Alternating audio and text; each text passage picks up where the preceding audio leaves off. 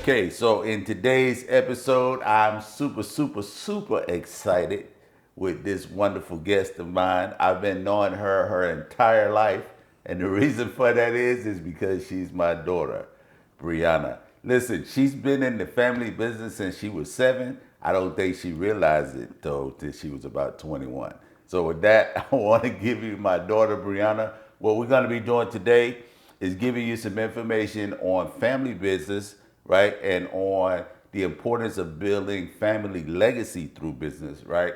And we've done that through 501c3 tax exemption. We have a addiction treatment program that we've been operating for a couple of decades plus.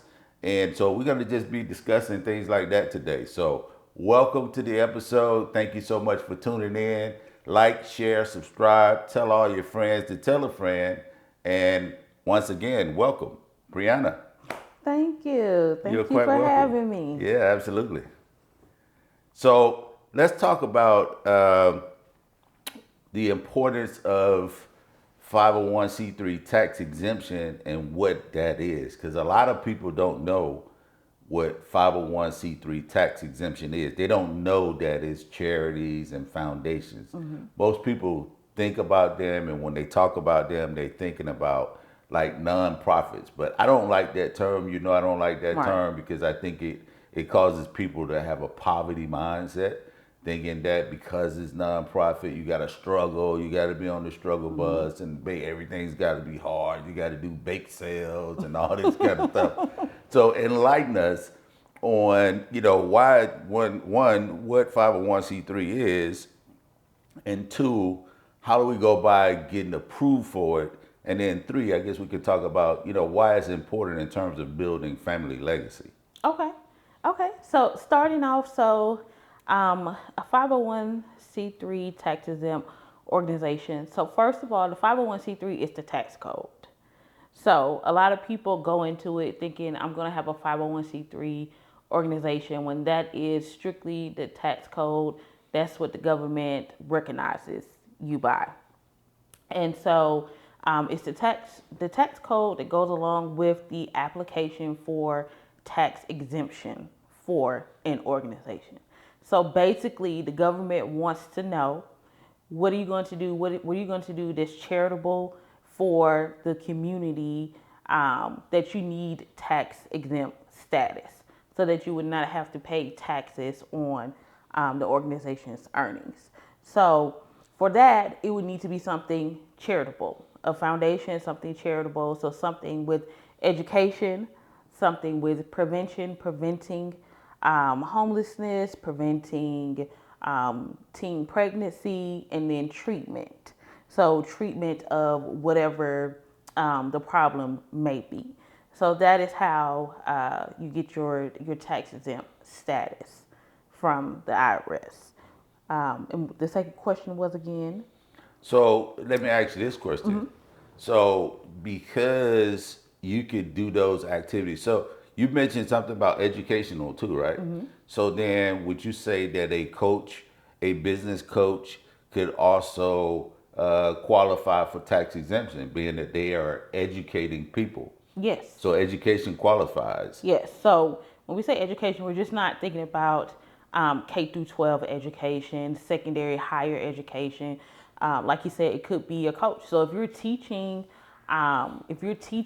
people how to be entrepreneurs, if you're teaching people how to become football coaches in the community, you can get tax exempt status for that.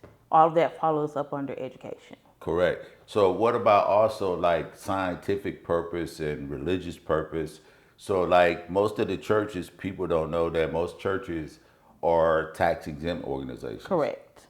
Correct. So any religious organization could Yes. also qualify for Any tax any exemption. faith-based organization. So let's just say if someone's out there and they want to start an organization for young teen girls, and they want it to be faith-based. So let's just say they want to take them through, the Bible in 12 months, and teaching them about that and teaching them how to live their life according to whichever religious that they practice. That is faith-based, religious, and that would qualify for tax exempt status. So again, too. So like, what about like home agencies, right? So like the affordable housing, right? Right. So that's one of the things that Vice President Kamala Harris was talking about, adding a bunch of money for affordable housing, helping people with affordable housing. Can you touch on that? Because a lot of people, I think, when they think about affordable housing, they think everything has to be on Section 8. No. And so then let's clear up that misconception as well. So the Section 8 program is up under the HUD, which is the Federal Housing Authority. So when you talk about affordable housing, you do not have to necessarily accept any Section 8 vouchers or any they may be called different things in different states. But when you are trying to start a affordable housing organization, you only have to have a certain percentage of units available for a certain income bracket. So let's just say if you have a 30 unit building, 5% of those units you can set those to the side for, let's just say, people who make under $30,000 a year. That will qualify your organization for tax exempt status because you are providing affordable housing. It does not have to be 100% of the units in the building. It can be as low as 5%. Some people like to go up to 10% depending on the area and the need. But that definitely qualifies your organization for tax exempt services, tax exempt status, because you are providing affordable housing to the community. Yeah, so I mean that's great. So like a lot of entrepreneurs, right, understand the importance of having real estate in their portfolio, Mm-hmm. right? Because there's so many advantages to it on the upside, right? Right. So a lot of entrepreneurs who are involved in real estate are not aware that they can have a tax exempt organization also doing real estate, right? Where Mm-hmm. they are not paying income tax, Mm-hmm. where they are not paying property tax on that real estate. Right. You know, all they have to do is classify it as affordable housing. And like you said, they can set aside 5% of the units and the rest of them are at regular rents and it qualifies for affordable housing. Correct. So I think that's a big, big deal. Also, when it comes to affordable housing, there are things called 501c3 tax exempt bonds. Can you Mm-hmm. talk about that? Right. So the tax exempt bonds, when your organization has been approved for tax exempt status, you can go to your local state authorities and apply for a tax exempt bond. So a tax exempt bond basically allows your organization to build or remodel buildings, apartment complexes, commercial buildings for your organization's use. So a a developer will come in and back the tax exempt bond. So let's just say if you needed a bond for $10 million, a developer would come in, back the bond, and the organization would start either building new construction or remodeling an existing building. And that organization, so for the developer, they get to write off all that. So it's tax exempt because they're working with your organization, which is a tax exempt organization. So Correct. your organization gets the building new, gets the building remodeled. You get to serve your community. And let's just say for affordable housing, let's just say if you have 3 buildings, 20 units, 60 units. Like I said, 5-10% of those units you set to the side for, and you can set the criteria can be people making under 20,000 a year, 30,000, 40,000 a year. And you say we're going to set aside 5 to 10% of those units for those, and then everybody else will be paying market rent. And it's a guarantee for the developer because you have the people paying the market rent. So you have those units, and then you have the people that's paying based on their income. And so it's a win-win for everybody. It's a win-win for your tax exempt organization, and it's also a win-win for the developers. Yes, I mean, so if anybody out there is into real estate, right, regardless of whether or not you have a 501c3 tax exempt organization or not, listen, man, you need to get a 501c3 tax exempt organization, especially if you're involved in real estate, right? Because you can You can help people by doing affordable housing.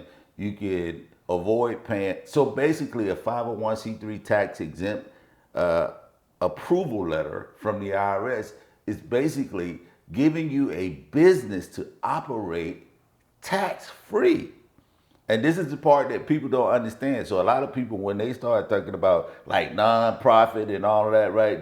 To me, they looking at the thing in the wrong way, right? Versus Right. looking at it as this is an opportunity because a so-called nonprofit is also a business, right? Correct. So it has to be operated in that way. Correct. So if you operate it and you understand that this is a business, and the IRS is giving you a license to not pay income tax on a business, right, that serves the community.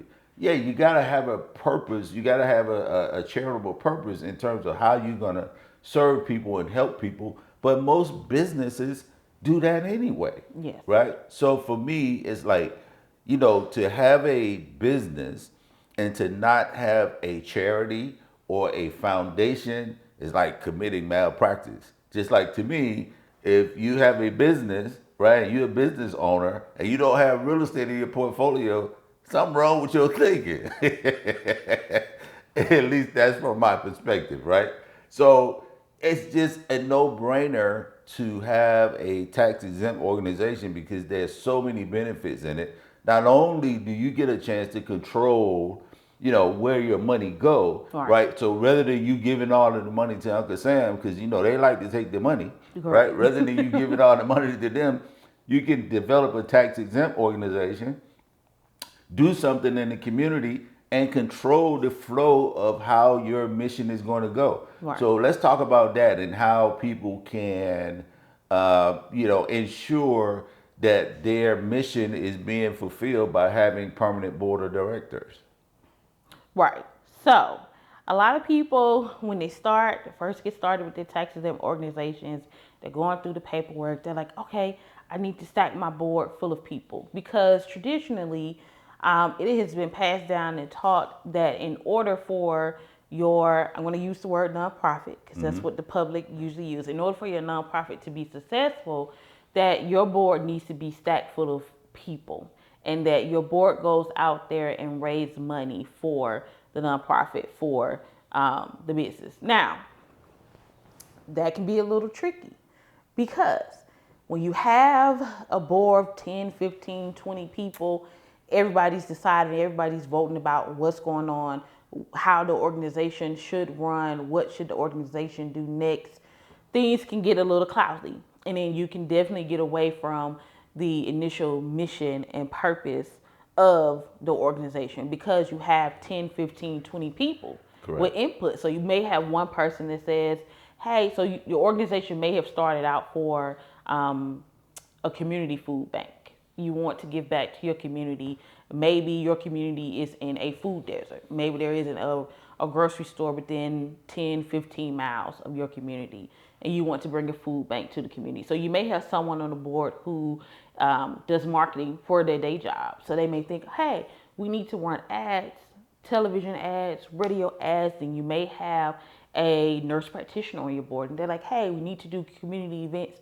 We need to do this, we need to do that. And sometimes your vision can get lost because everyone is bringing something different to the table. And it can be hard to rein in 10, 15, 20 people. When your initial mission started out as, I want to bring a community food bank to the community to serve the community. Food bank, clothing bank, all of that. But when you have 10, 15 people putting in their input every 3 months, every 6 months, you can definitely get away from that. So what we like to encourage our clients to do is to start an advisory board, 3 to 5 people, and their job is just to advise. So there is no voting on what you should do, what you shouldn't do, how things should play out, what event to plan, what fundraising event that the organization should participate in. They are there to just advise you.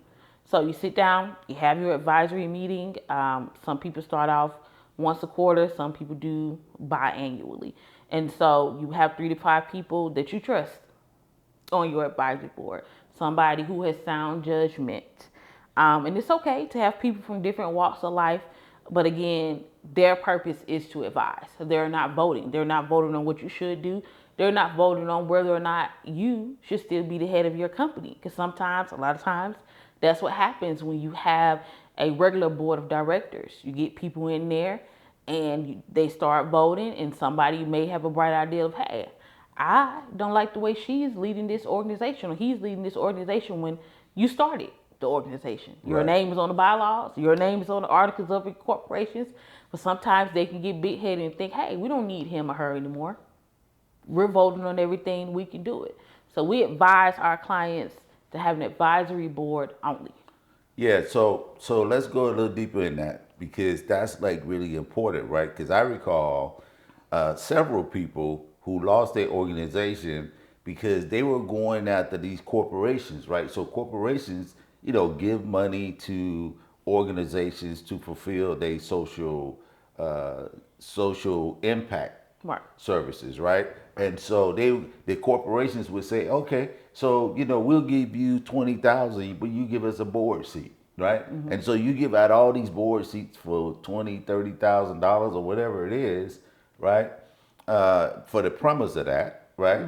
And then what happens is you end up with more people on your board of directors, and then somebody come up with a bright idea that, like you said, that they can run the organization better than you, and then you lose control of your organization, control over the mission that you originally set the organization up for.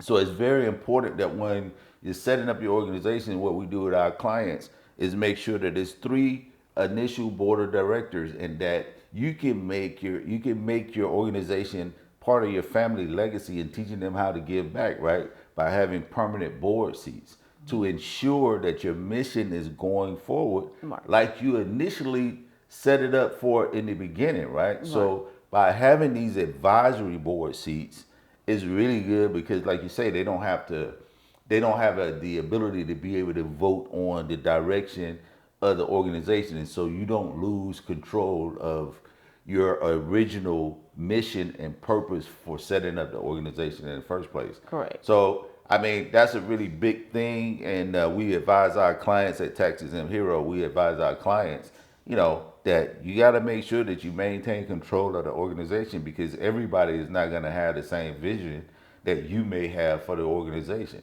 and you put in the blood, sweat, and tears to build this thing.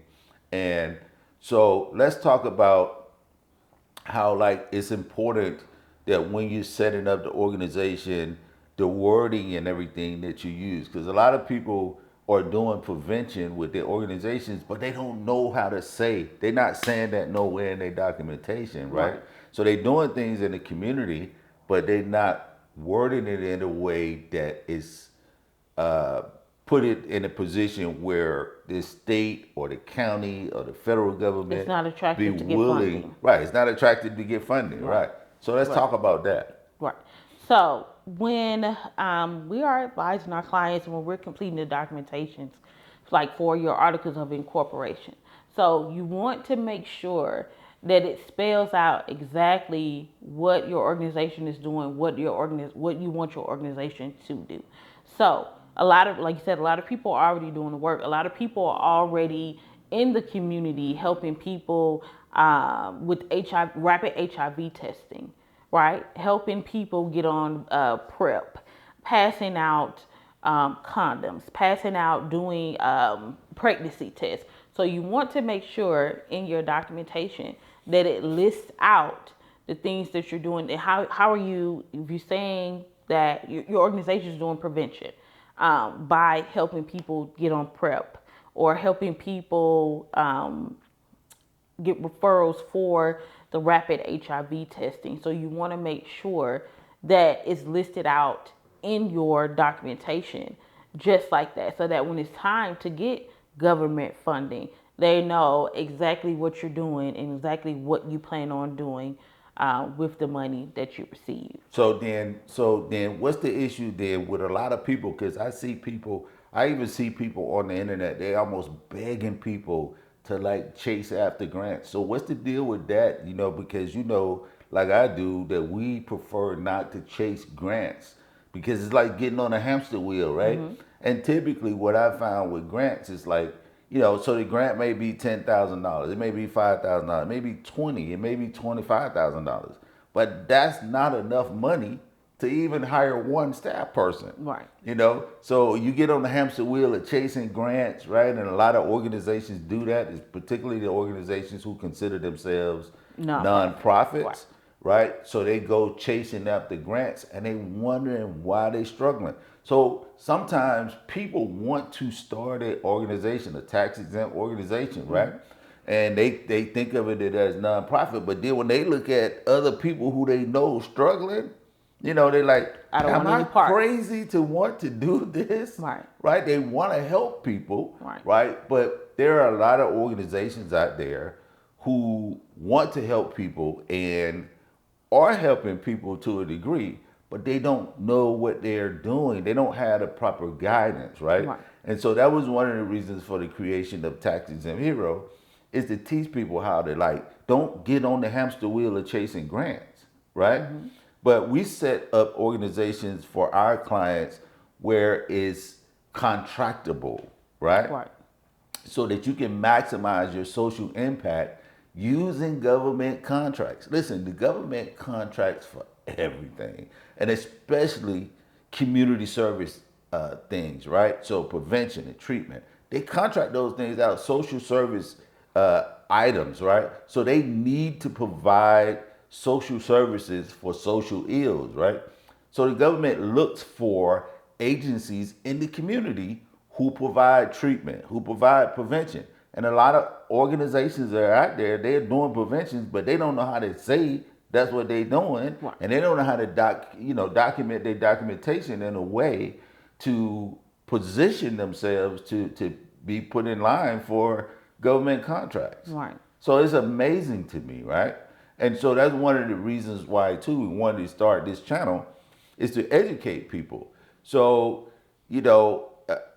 it's like anything. If you trying to go out and develop a business by yourself without any kind of guidance, you're gonna have a hard time.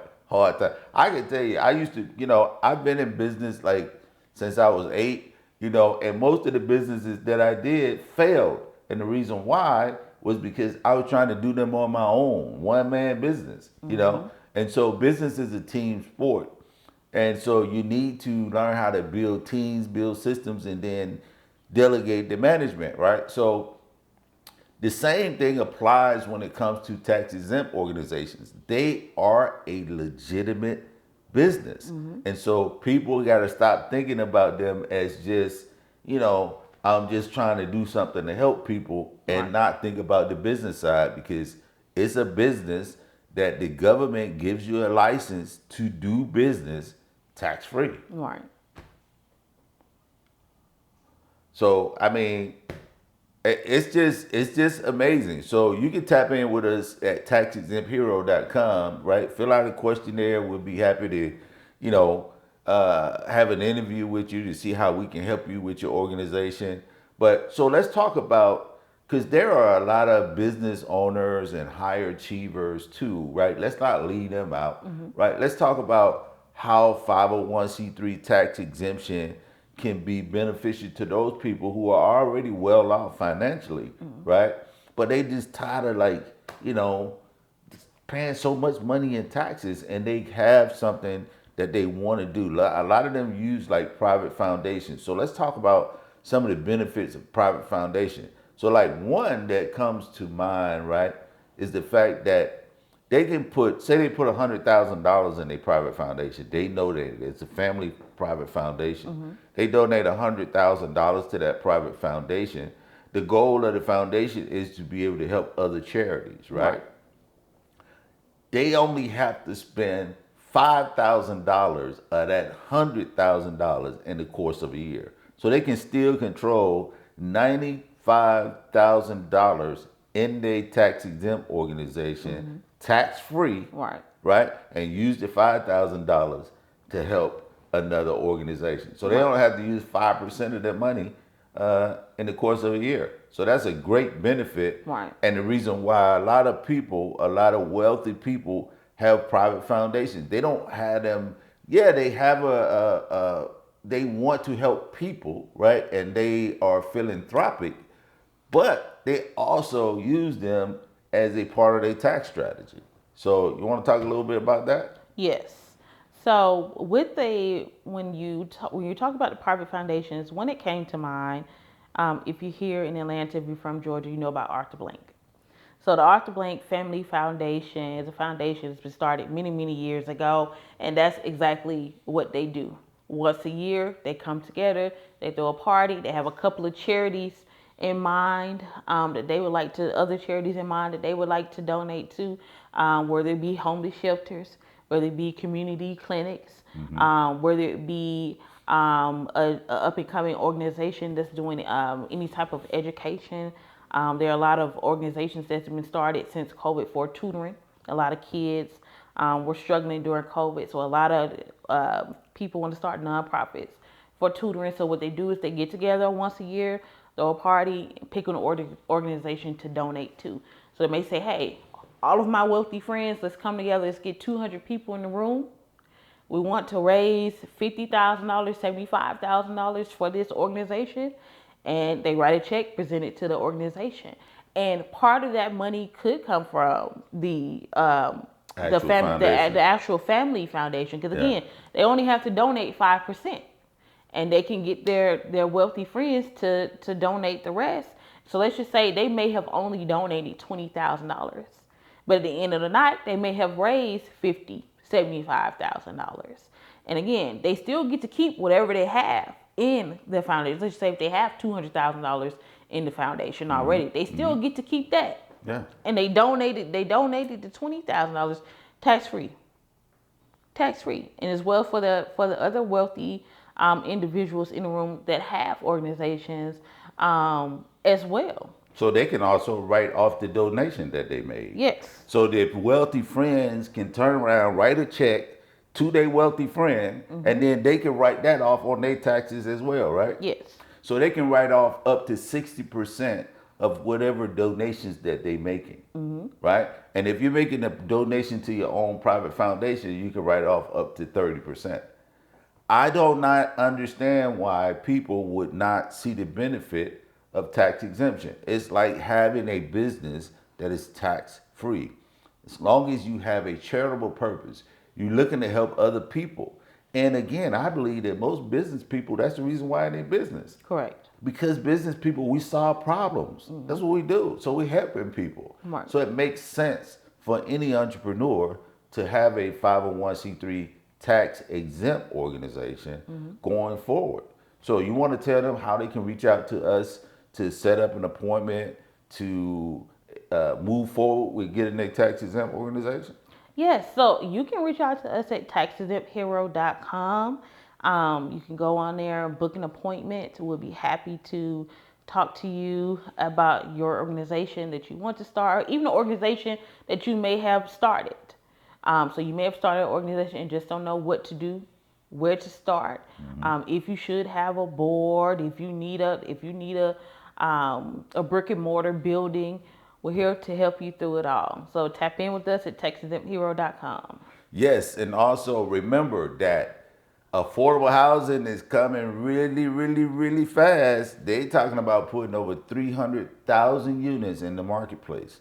So you want to tap in, go ahead and get your organization set up. There's going to be millions and millions and millions of dollars available for affordable housing. And you want to be able to be in a position to help people have shelter. So thank you for tuning into this episode. We're going to put all the links down in the bio or down below. So you'll be able to go to those links. You'll be able to see the website and everything down there. Tap in with us, man. Listen, 501c3 tax exemption is a win-win, win-win. Thank you for tuning in.